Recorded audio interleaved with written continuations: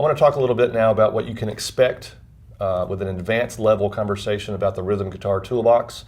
Again, if you're not familiar with it, I really do encourage to check out the Rhythm Guitar Toolbox as it's covered in each curriculum level.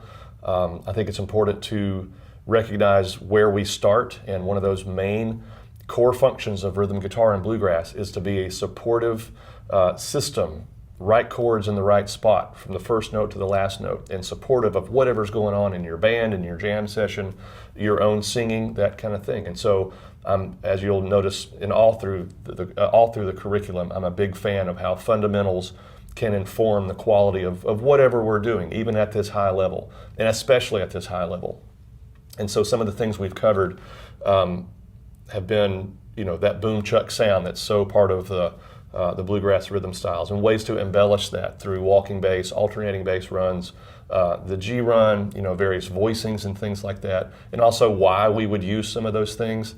And that's one of the, I think the opportunities here at the advanced curriculum level is to increase that challenge, increase that idea, or increase the depth of the conversation about why we might choose one tool over the other, or certainly at the advanced level when we recognize that maybe there's more than one being used at a time. And then, if we potentially get sort of overconscious with that, are we losing touch with that fundamental groove and that fundamental job that we're there to do in the first place? So we'll keep populating this toolbox with tools, but again, by the time, if you've worked through all these levels, there's a lot going on. And so you may be feeling fairly conscious and like, gosh, it's, I used to just be able to strum and play along with the song. Now I'm having to think or choosing to think about, walking bass or why I might use this. And that's, part of what we're here to do is just be exposed to what these ideas are, what they feel like, what they sound like, and again, to have a discussion of why. And we also recognize that doing the work of playing a lot, using a lot of variety with songs and feels and tempos and keys, a lot of listening to these tools, and what effect do they create? How does the song change? How is a potential moment supported with any of these tools? And all I offer here is be patient.